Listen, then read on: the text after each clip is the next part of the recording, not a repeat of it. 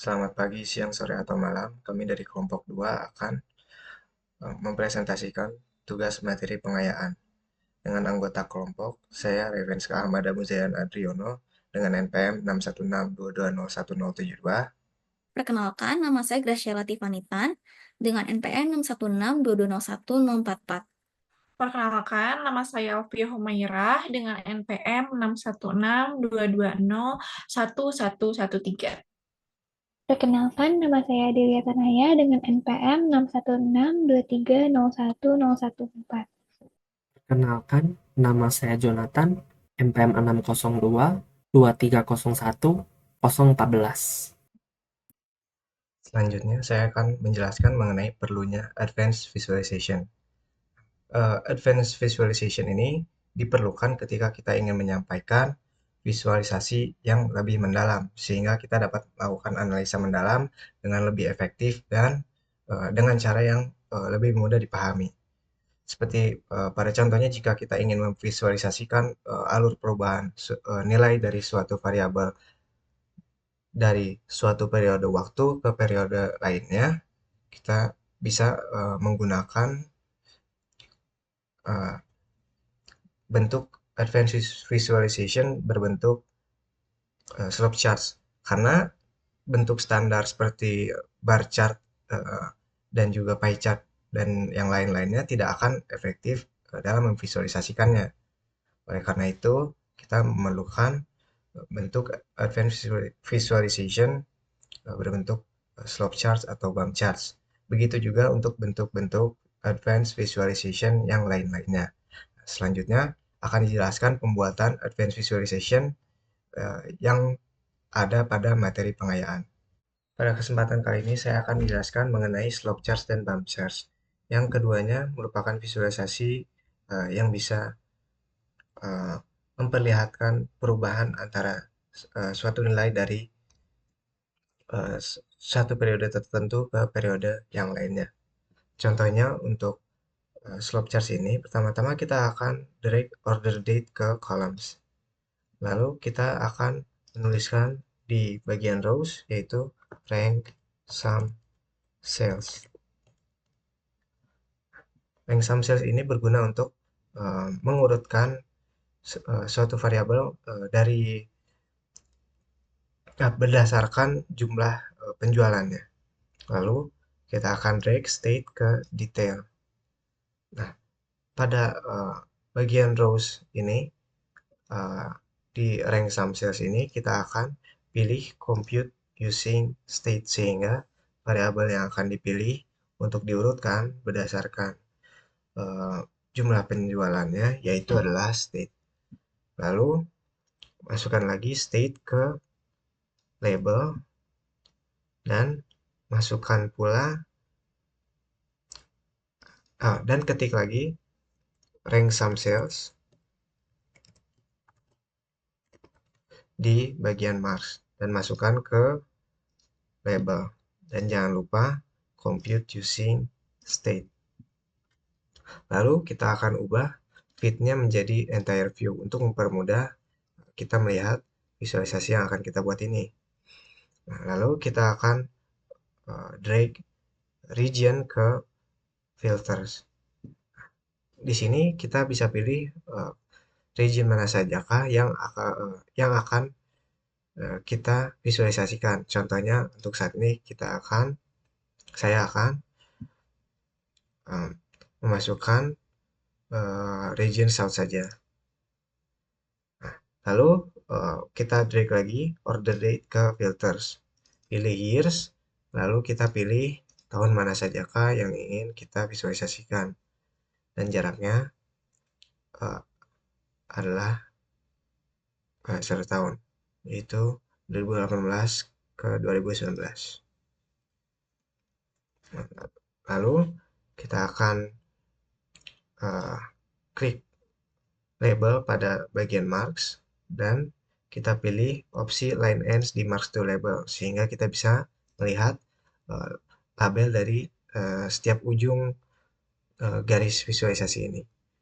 Nah, lalu pada header rank sum sales ini, header aksis dari rank sum cells ini, kita akan pilih edit axis, lalu kita akan checklist reverse, opsi reverse di bagian scale, sehingga yang awalnya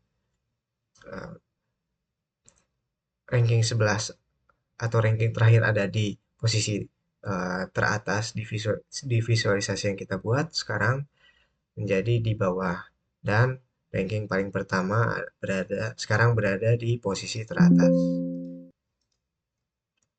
Lalu kita akan hilangkan header dari rank sum cells ini, dan juga pilih pada menu format kita pilih lines, lalu pilih bagian rows, dan pilih untuk grid lines dan zero lines-nya adalah none. Nah, lalu kita akan pilih juga pada menu analisis, pilih table layout, advance, lalu kita pilih uncheck list show innermost level. Ini kita lakukan supaya label dari tahunnya tidak lagi berada di bawah bagian bawah visualisasi yang kita buat, melainkan ada di atas seperti berikut. Nah, dan juga untuk yang dilakukan sebelum-sebelumnya, yaitu format lines-nya diubah ke none itu, dan juga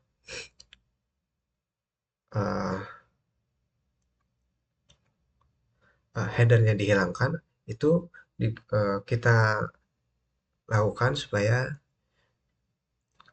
visualisasi yang kita buat ini terlihat lebih bersih, sehingga memudahkan kita untuk membaca visualisasi yang kita buat.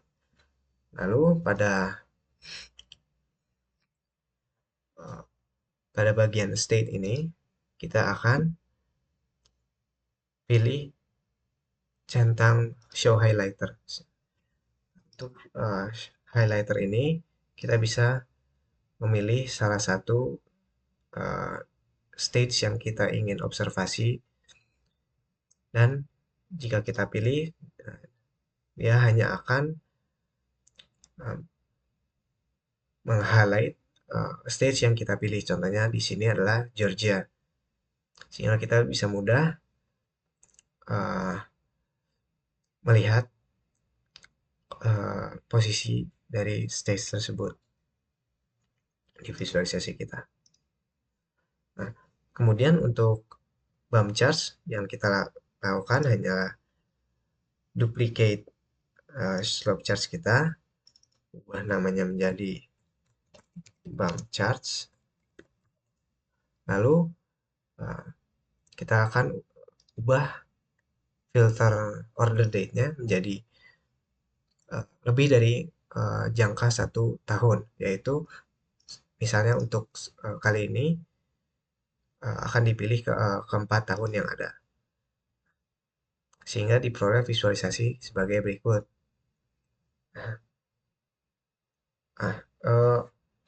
Kegunaan dari slope charts dan bump charts ini adalah kita bisa mengetahui perubahan dari posisi suatu nilai, yaitu untuk kasus ini adalah ranking dari jumlah penjualan dari satu periode waktu ke periode waktu yang lainnya dalam bentuk visualisasi, dan dalam visualisasi yang berbentuk garis ini. Yang membedakan antara slope charts dan bump charts adalah berapa banyak tahun yang atau periode waktu yang dipilih, di mana pada slope charts kita hanya memilih periode waktunya yaitu hanya 1 tahun, sedangkan di bump charts kita memilih 4 tahun. Sekian penjelasan dari slope charts dan bump charts. Baik, di sini saya akan menjelaskan mengenai cara membuat waterfall chart. Jadi waterfall chart ini adalah jenis grafik visualisasi data yang berguna untuk menunjukkan bagaimana nilai awal berubah secara bertahap oleh serangkaian nilai positif dan negatif hingga mencapai nilai akhir atau nilai totalnya.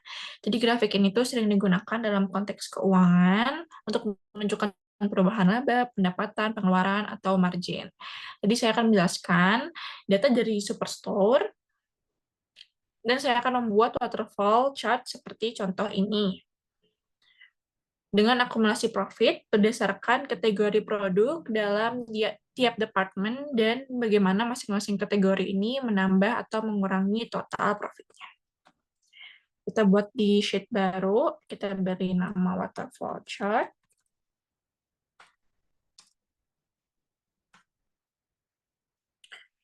Yang pertama, kita drag dulu profitnya ke bagian rows, lalu departemen dan kategori di bagian kolom.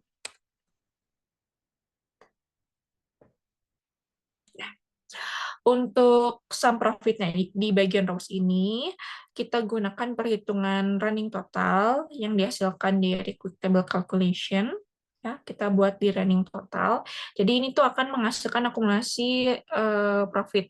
Artinya tuh profit dari setiap kategori itu dijumlahkan secara bertahap dari kiri ke kanan, yang akan membentuk efek waterfall atau air terjun dalam grafik, di mana bar naik atau turun seiring bertambahnya profit atau berkurangnya atau kerugian dari profit tersebut.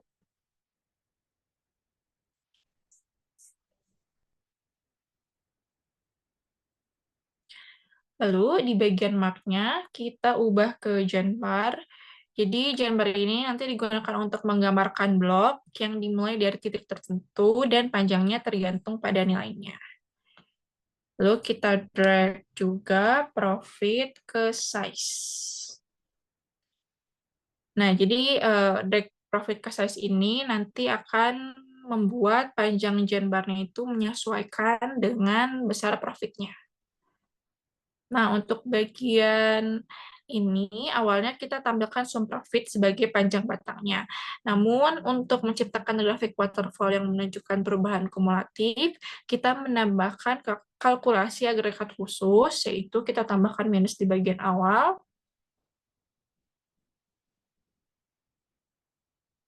Ya, ke dalam detail max-nya. Jadi ini tuh berfungsi sebagai titik awal batang genbar sehingga setiap batang itu terlihat mengalir dari nilai sebelumnya. Oke, hasilnya itu adalah visualisasi data yang lebih naratif dan menggambarkan alur perubahan profit antar kategori. Jadi kita bisa lihat jika profitnya negatif, maka genbarnya itu terisi ke bawah. Misalnya yang ini genbarnya negatif, dari 0 itu terisi ke bawah, jadi minus 7.000. Jika genbarnya itu positif, maka genbarnya itu akan terisi ke atas, jadi naik ke atas, seperti ini. Dari 0-nya itu nanti naik ke atas, sebanyak 157.000. Jadi ini efek naik turun ini ciri khas dari waterfall chart. Jadi visualisasi ini akan memudahkan pengguna untuk melihat penambahan atau pengurangan kontribusi tiap kategori terhadap total profitnya. Lalu di bagian mark juga kita masukkan warna, profit ke warna.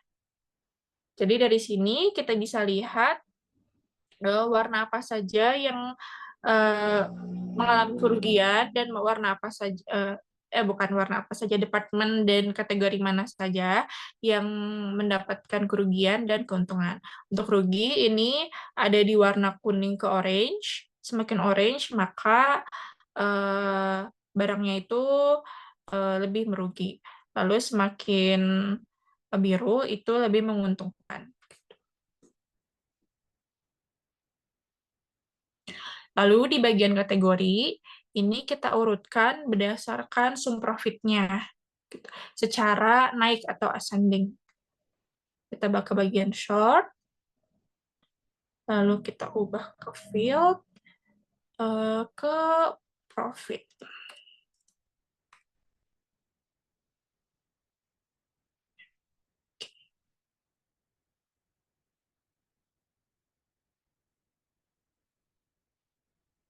Jadi grafik waterfall ini terbentuk secara perlahan atau negatif dari kiri ke kanan dalam setiap departemennya. Jadi ini akan mengatur urutan tampilan kategori yang paling rugi ke yang paling untung. Jadi akan membantu juga untuk menganalisis tren karena kita bisa lihat kontribusi dari yang terburuk ke terbaik secara berurutan. Jadi sudah selesai seperti pada contohnya. Jadi kita bisa lihat misalnya di furniture, di tables ini ada keuntungan yang lumayan besar, kerugian yang lumayan besar. Lalu selanjutnya ada bookcase, lalu ada office furnish. Makin ke kanan itu maka ada keuntungan yang makin besar. Lihat juga pada departemen, makin awalnya di bagian kanan ini ada kerugian sedikit, lalu semakin kanan ini mengalami keuntungan. Dan di bagian akhir, di sini ada grand total dari seluruh tiap-tiap departemen dan kategorinya.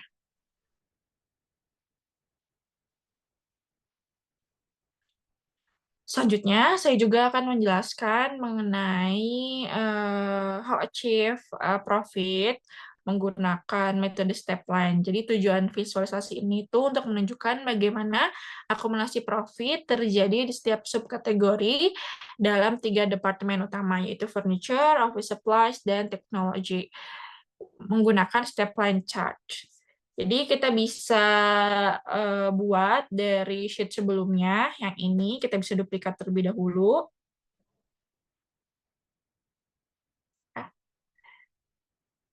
Kita bisa ubah judulnya menjadi How We Achieve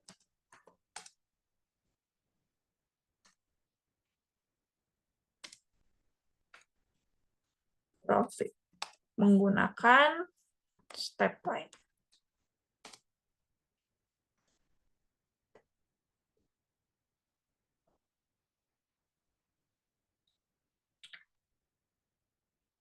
Oke, yang pertama kita ubah dulu jambarnya tadi menjadi line. Nah, lalu di bagian path, di sini ada 3 tipe line. Yang pertama yang ini tuh tipe line yang linear atau default dari tabelnya, yaitu menunjukkan garis diagonal biasa, biasanya menekankan pada perubahan kontinu yang antar nilai. Lalu yang kita pakai yaitu step line yang bagian tengah, ini tuh menunjukkan perubahan diskrit atau bertahap antar nilainya. Jadi garisnya itu nanti tidak miring, tapi berbentuk tangga. Jadi cocok untuk jika perubahan terjadi secara bertahap, bukan langsung atau menyambung. Lalu di bagian ini ya, kita lalu terakhir step lines. Jadi jump lines yang di nomor 3 itu setiap perubahannya itu perubahan nilainya itu membuat garis baru. Jadi garisnya itu tidak berhubung antar titiknya. Jadi cocok jika ingin menunjukkan status nilai yang berubah antar waktu. Jadi kita akan menggunakan step line di sini untuk menunjukkan tiap langkah profit secara bertahap menggantikan visualisasi sebelumnya yang menggunakan waterfall chart.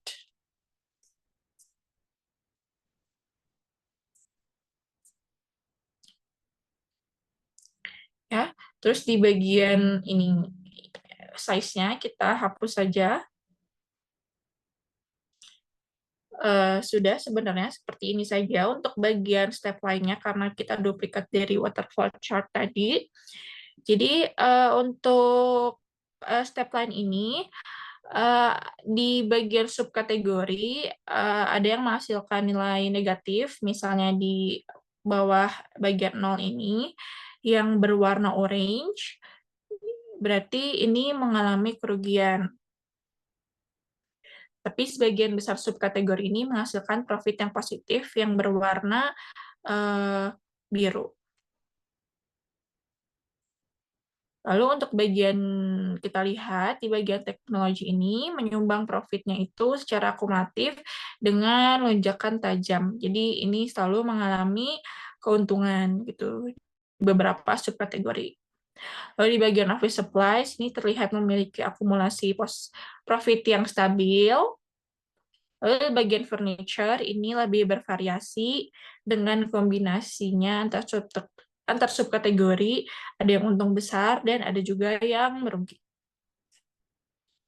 Jadi garis stepline ini menekankan bahwa setiap subkategori itu memberikan dampak diskrit terhadap profit. Jadi bukan transisi yang halus. Menggunakan stepline ini membantu mengomunikasikan dampak terpisah dari tiap subkategorinya. Baik, sekian dari saya. Terima kasih. Selanjutnya untuk visualisasi Sparklines, jadi tujuan dari visualisasi ini adalah untuk membandingkan data secara cepat dan mudah. Visualisasi ini tidak dibuat untuk menunjukkan angka yang pasti, tetapi lebih membantu kita dalam melihat tren atau pola dari data secara sekilas. Misalnya, apakah datanya naik, turun, atau stabil. Nah, singkatnya, visualisasi ini membantu kita memahami apa yang terjadi tanpa harus membaca angkanya satu persatu. Nah, untuk membuat visualisasi ini, kita perlu melakukan beberapa hal. Jadi, pertama-tama kita bikin dulu visualisasi sederhana yang menampilkan total penjualan berdasarkan waktu dan kategorinya. Di sini karena pengen berdasarkan waktu, jadi kita drag order date-nya ke columns, kemudian drag kategori ke rows, dan sales juga ke rows. Kemudian kita ubah untuk bagian order date ini jadi quarter yang bagian continue. Seperti itu. Kemudian langkah selanjutnya adalah untuk membuat calculated field. Caranya dengan ketik segitiga kecil yang ada di sini. Kemudian create calculated field. Yang pertama itu namanya min sales. Untuk menunjukkan titik penjualan terendah. Kodenya itu window min dari sum sales. Kalau udah di oke aja. Kemudian kita bikin lagi untuk yang max sales. Untuk menampilkan titik penjualan tertinggi. Kodenya itu window max dari sum sales. Nah, setelah itu kita drag kedua field yang baru kita buat ke bagian rows untuk min sales dan max sales. Lalu kita ubah tipenya jadi discrete. Nah, seperti itu. Nah, kemudian kita bisa ubah dulu nih untuk number formatnya min sales dan max sales. Di sini caranya adalah ketik segitiga kecil yang ada di ujung, kemudian ke default properties, number format, dan karena kita pengennya di sini pakai dolar, jadi kita ganti ke United States. Dan kita custom decimal places-nya jadi 1, dan display units-nya jadi thousands. Lakukan hal yang serupa untuk max sales.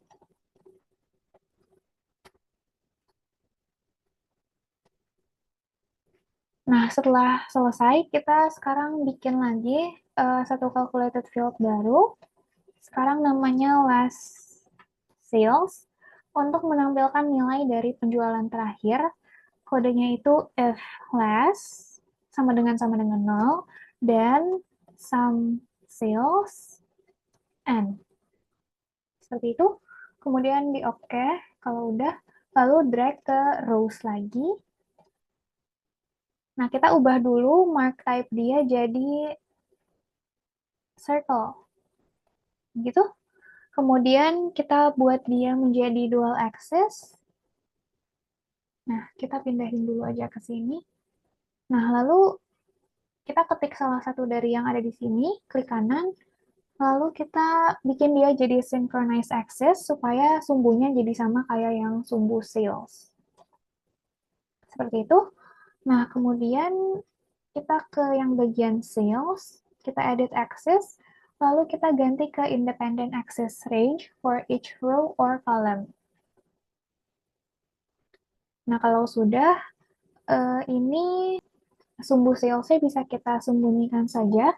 Caranya adalah dengan klik kanan salah satu dari sini, kemudian show header-nya kita uncheck. Nah, kita ingat tujuan tadi kita di awal, kita pengen ngelihat polanya aja, bukan angka-angka pastinya. Nah, kemudian langkah selanjutnya adalah kita pengen ngilangin garis-garis yang ini. Jadi kita ke format, lalu ke lines, kemudian ke rows, dan ini yang bagian grid lines-nya kita bisa bikin jadi none gitu. Nah, kemudian kita bisa finalisasi gitu ya. Kita ubah view-nya jadi fit height supaya semua kategori bisa terlihat dalam satu visualisasi. Kemudian ini kita atur-atur aja, misalnya ini warnanya mau kita ubah. Untuk last sales misalnya jadi abu gelap dan salesnya abu muda bisa. Nah, kemudian ini juga bisa kita geser supaya tulisan kategorinya nggak kepotong. Lalu ini juga diperbesar untuk yang min sales dan max sales-nya. Nah, kemudian selain itu kita bisa bikin ini jadi rata kanan. Caranya adalah klik salah satu ini, klik kanan, lalu ketik format dan ke bagian alignment. Di sini kita ketik yang rata kanan. Begitu pula untuk yang max sales. Kita bisa bikin dia jadi rata kanan. Seperti itu. Ini juga bisa kita kecilin jadi polanya bisa lebih terlihat. Sekian untuk visualisasi Sparklines. Terima kasih. Saat ini, saya akan menjelaskan cara untuk membuat dumbbell charts. Saya ingin membuat dumbbell charts untuk melihat perbedaan profit dalam suatu kategori antara region. Pertama, yang akan saya lakukan adalah drag profit ke columns. Lalu gandakan. Setelah itu, kita akan drag kategori untuk melihat perbedaan antar kategori ke rows. Nah, sesudah itu, kita akan drag region ke filter, karena kita ingin melihat perbedaan antar region dalam profit dalam suatu kategori. Misalnya saja, saya ingin melihat yang East dan West.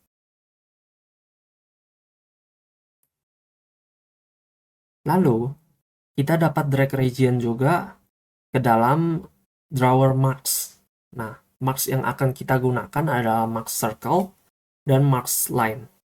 Pertama, yang circle akan kita bedakan menggunakan warna color. Jadi nanti kita bisa mengetahui misalnya East warna biru, West warna oranye. Lalu selanjutnya kita akan menggunakan line.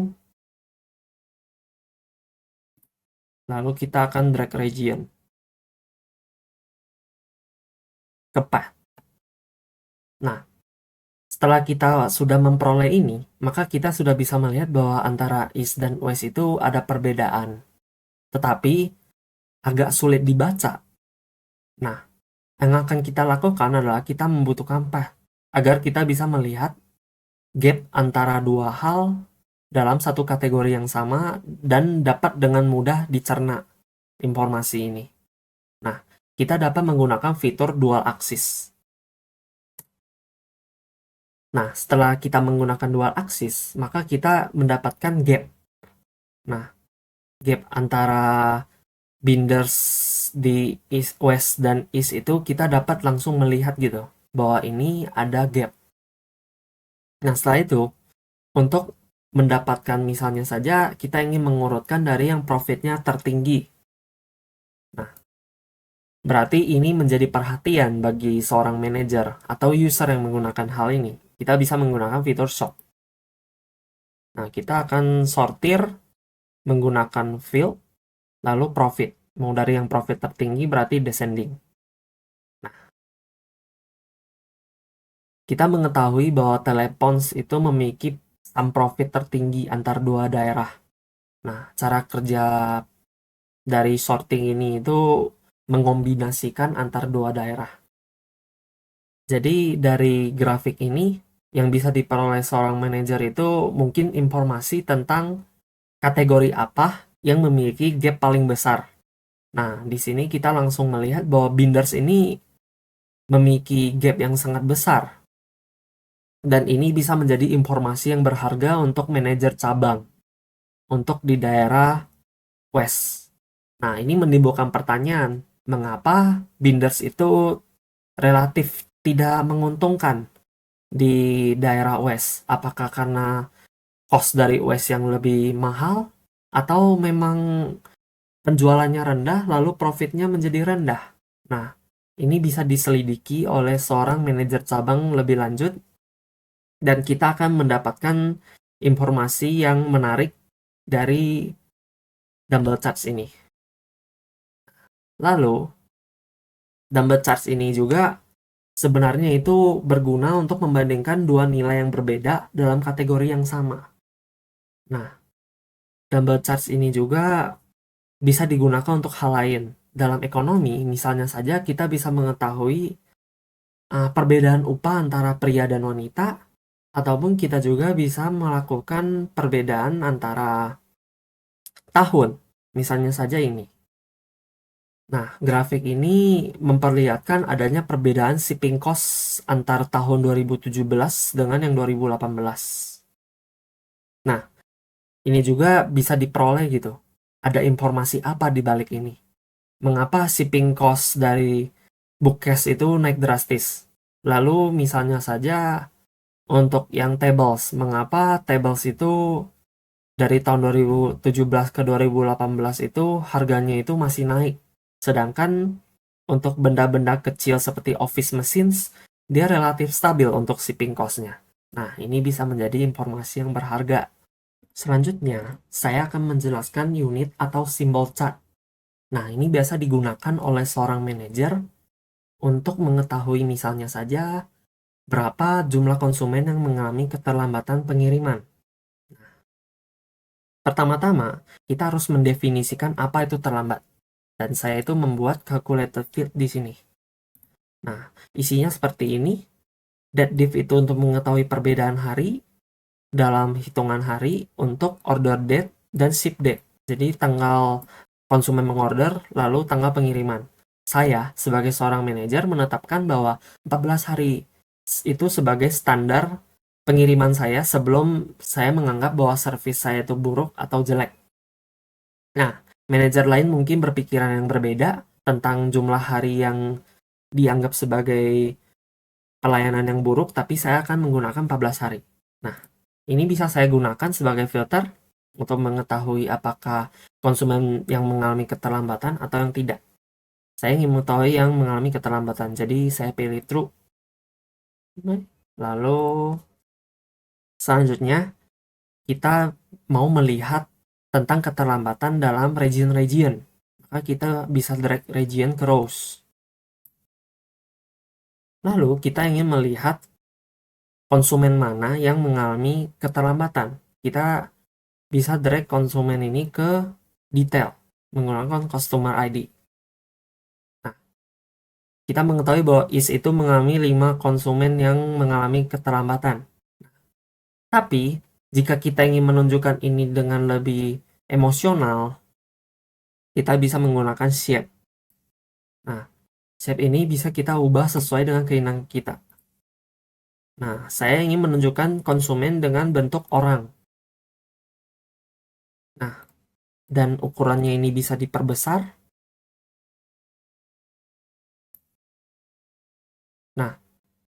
Nah, ini kan jadinya lebih menarik gitu bagi seorang manajer untuk melihat, oh, ini ada 5 orang yang mengalami keterlambatan karena pelayanan saya yang buruk. Jadi, ini memberikan efek psikologis yang lebih kuat gitu.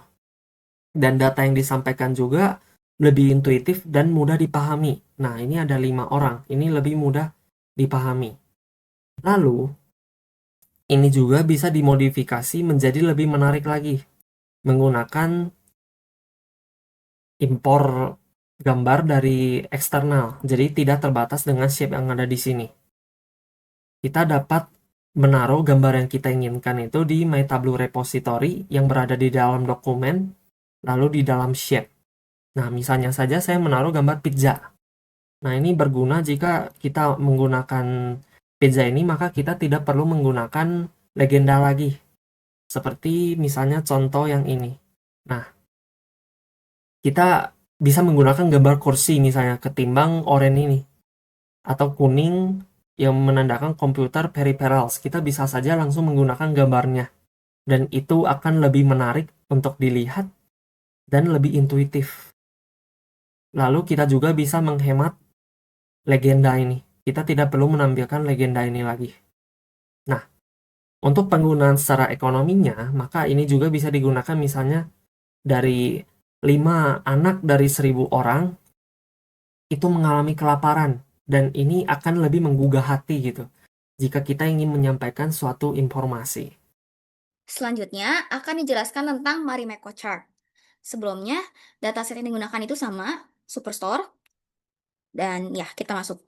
Marimekko chart atau Mekko chart itu mirip dengan diagram batang bertumpu vertikal, di mana dia menampilkan 2 dimensi data secara bersamaan, yaitu tinggi yang menunjukkan proporsi subkategori dan lebar batang yang menunjukkan ukuran kategori. Biasanya grafik ini itu untuk analisis yang butuh pandangan menyeluruh dari 2 sudut berbeda dalam satu tampilan. Di sini diberi contoh worksheet yang berjudul Sales by Region and Department. Ini tuh cara buatnya akan di sini diberi nama dulu worksheetnya Sales by Region and Department. Lalu di sini tambahkan Marimekko chart. Oke. Ini tuh karena kita ingin melihat total sales berdasarkan region dan department dan kontribusi tiap department terhadap total sales dalam bentuk persentase. Nah, cara buat visualisasinya seperti ini tuh gimana? Oke.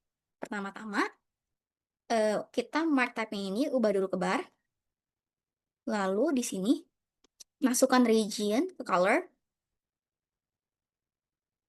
dan masukkan department ke detail. Lalu sales masukkan ke rows.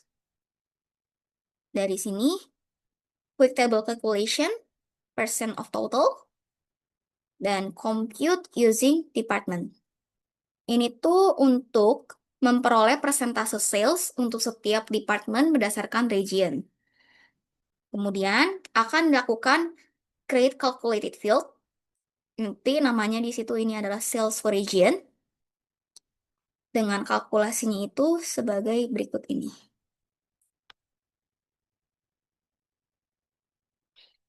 Nah, kalkulasi ini tuh untuk apa sih? Nah, yang bagian ini,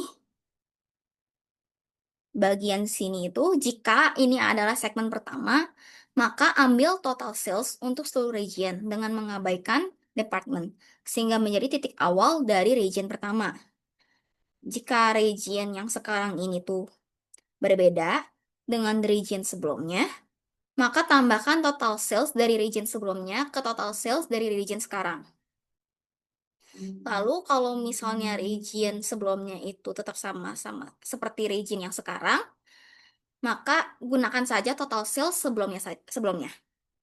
Jadi intinya ini tuh untuk menghitung akumulasi sales per region meskipun secara visualisasi dibagi per department. Setelah membuat kalkulasi sales per region, masukkan ke columns. Lalu di sini compute using region and department. Nah, jadilah seperti ini. Lalu akan dilakukan ad hoc calculation dengan kalkulasinya itu yang ini. Exclude department, sum sales.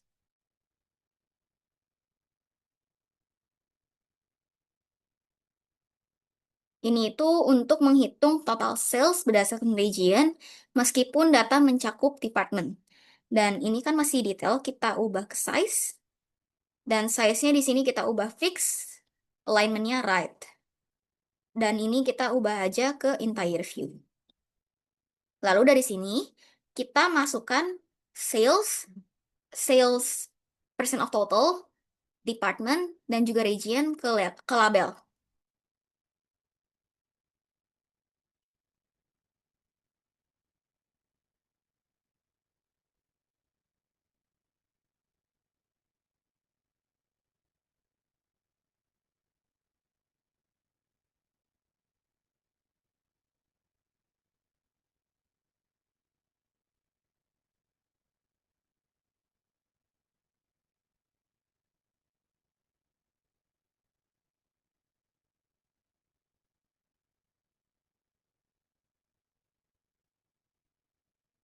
Nah, dapatlah seperti ini.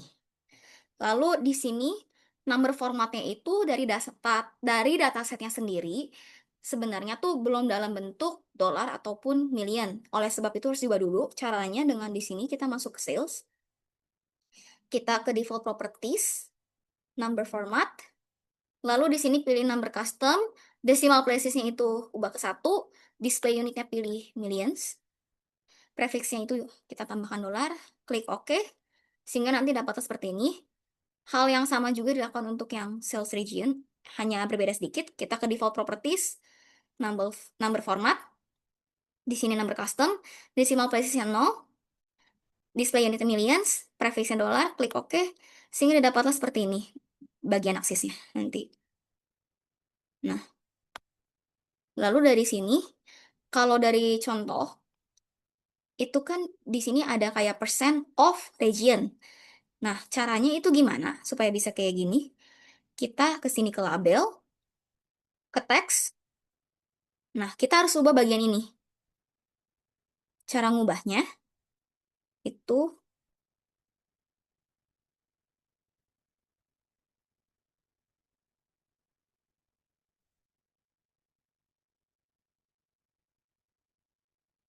yang awalnya itu urutannya seperti ini, kita ubah urutannya menjadi department, sum sales, lalu percent of total sum sales of region. Klik OK. Nah, dapatlah seperti ini. Kemudian untuk yang ini kan persentasenya, ini kan masih ada desimal ya. Kalau kita nggak pengen desimal, kita tinggal ke yang sales yang percent of total, kita ke format, di numbers ini kita ke percentage, decimal place-nya kita 0. Nah, udah. Jadi hasilnya ini udah nggak desimal lagi.